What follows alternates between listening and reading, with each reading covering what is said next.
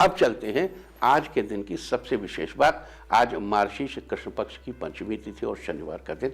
पंचमी तिथि आज रात 8:11 तक रहेगी। साथ ही आज पूरा दिन पूरी रात पार करके कल सुबह 8:13 तक इंद्र योग रहेगा। आज कोई राजपक्ष का काम रुका हो तो उसे इस योग में, सरकारी काम रुका हो तो इस योग में पूरा करने का प्रयास करेंगे तो जरूर पूरा होगा। परंतु ऐसे कार्य प्रातः, दोपहर अथवा शाम को ही करें। रात के समय ऐसे कार्य अवॉइड करने चाहिए। साथ ही आज दोपहर 2:28 तक पुष्य नक्षत्र रहेगा। उसके बाद आश्लेषा नक्षत्र लग जाएगा। इस बीच आज सुबह 6:40 पर चंद्रमा और पुष्य नक्षत्र की युति होगी। चंद्रमा और पुष्य नक्षत्र की ये युति बड़ी ही शुभ है। इसके अलावा पुष्य नक्षत्र की बात करें तो पुष्य 8वां नक्षत्र है। ये एक शुभ नक्षत्र है। इस नक्षत्र के दौरान शुभ कार्य करने से सफलता मिलती है। नए सामान जैसे सोना चांदी की खरीदारी के लिए भी पुष्य नक्षत्र बड़ा ही शुभ है। पुष्य का अर्थ होता है पोषण करने वाला। आपको बता दूं कि पुष्य नक्षत्र की राशि कर्क है। इस नक्षत्र के चारों चरण कर्क राशि में ही आते हैं। पुष्य नक्षत्र ऊर्जा और शक्ति प्रदान करने वाला है। इसे शुभ, सुंदर और सुख संपदा देने वाला माना गया है। इस नक्षत्र का प्रतीक चिन्ह गाय के थन को माना जाता है। जिस प्रकार गाय का दूध पीना स्वास्थ्य के पोषण के लिए लाभकारी होता है, उसी प्रकार पुष्य नक्षत्र भी व्यक्ति के जीवन को पोषित करता है। इस नक्षत्र को धन आदि के लिए भी बहुत अच्छा माना जाता है। चंद्रमा के इस नक्षत्र में होने से व्यक्ति धार्मिक, लौकिक, परंपरावादी, मददगार, मेधावी, आध्यात्मिक, आत्मनिर्भर, धन से परिपूर्ण, शांतिप्रिय और अच्छा राजनीतिज्ञ होता है। लेकिन माता के साथ रिश्तों में कभी कभी उलझने हो सकती हैं। इसका संबंध पीपल के पेड़ से बताया गया है। अतः आज के दिन शनिदेव के साथ साथ पीपल के पेड़ की भी आपको उपासना करनी चाहिए। वहीं आश्लेषा नक्षत्र, अब आश्लेषा पे चलने के पहले एक चीज और बात करते हैं। देखो, पुष्य नक्षत्र जो है वो सभी नक्षत्रों में शेर है। जैसे सभी जानवरों में सिंह होता है, वैसे पुष्य नक्षत्र बड़ा ताकतवर होता है। ये गुरुवार के साथ पड़ जाए तो गुरु पुष्य नक्षत्र बनता है। रविवार के साथ पड़ जाए तो रवि पुष्य नक्षत्र बनता है। सम्मोहन का, बहुत सम्मोहन के प्रयोग करने से बड़ा आनंद होता, बड़ी सिद्धि होती। मंगलवार को पुष्य नक्षत्र पड़ जाए, जड़ी बूटी अगर मंगलवार पुष्य नक्षत्र में संग्रह करें तो बड़ा अच्छा काम करती है। ऐसे ही, लेकिन सबके साथ संयोग अच्छा, शुक्र के साथ पुष्य का संयोग अच्छा नहीं होता। पुष्य नक्षत्र में शादी नहीं होती, सारे काम कर सकते हैं। गुरु पुष्य में सोना खरीद लिए, घर में सोना बढ़ता ही रहेगा। तो इन चीजों का ध्यान रखना चाहिए। अगर किसी व्यक्ति के जन्म के समय शुक्र पुष्य नक्षत्र में है तो उसको वैवाहिक जीवन में हमेशा दिक्कतें आती रहेंगी, तो उसको तदनुकूल उपाय करने चाहिए। यानी शुक्र और पुष्य उत्पात योग कहलाता है। इसका हमेशा ध्यान रखना चाहिए। और साल में जिस दौरान शुक्र पुष्य नक्षत्र में गोचर करता है, उस समय जो भी बच्चे पैदा होते हैं उनके पेरेंट्स को इस बात का हमेशा ध्यान रखना चाहिए। अब आगे चलते हैं और आश्लेषा की बात करते हैं। तो आश्लेषा नक्षत्र को, उसका कुंडली मारकर बैठे हुए सांप को आश्लेषा नक्षत्र का प्रतीक चिन्ह माना जाता है। और नाग देवताओं को आश्लेषा नक्षत्र के अधिपति देवता माना जाता है। साथ ही आपको बता दूं कि आश्लेषा नक्षत्र की राशि कर्क है और इसका संबंध नागकेसर के पेड़ से बताया गया है। जिन लोगों का जन्म आश्लेषा नक्षत्र में हुआ हो या जिनका नाम डा अक्षर से शुरू होता हो, उन लोगों को आज के दिन नागकेसर के पेड़ की उपासना करनी चाहिए।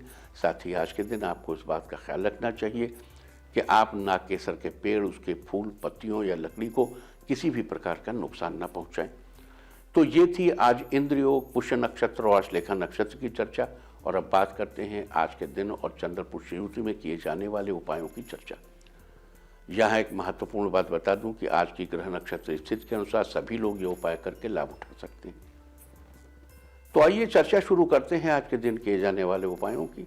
अगर आप अपने जीवन साथी में धार्मिक कार्यों के प्रति रुचि को बढ़ाना चाहते हैं तो आज आपको किसी धार्मिक स्थल पर रुई की बत्ती का दान करना चाहिए। बेहतर होगा आप खुद अपने हाथों से रुई की बत्ती बनाकर उसे अपने जीवन साथी के हाथों से स्पर्श कराकर दान करें। अगर आपके परिवार में सब लोग छोटी छोटी बातों को लेकर जल्दी परेशान हो जाते हैं और एक दूसरे की बातों पर ज़्यादा गौर नहीं करते, तो आज आपको चंद्रदेव के इस खास मंत्र का 108 बार जप करना चाहिए। मंत्र है सोम सोमाय नमः। सा में ओ की मात्रा, औ नहीं है। ओ सोम सोमाय नमः।